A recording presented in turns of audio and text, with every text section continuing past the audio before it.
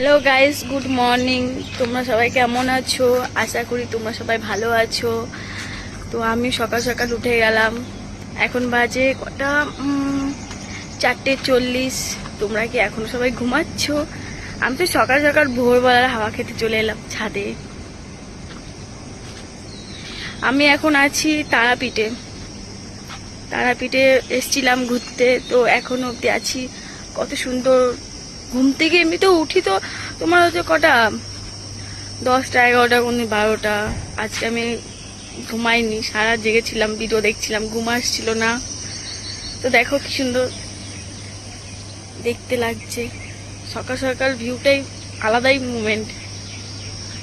দেখো, ওঠো ওঠো, এখনো ঘুমাও না, সবাই উঠে যাও। দেখো,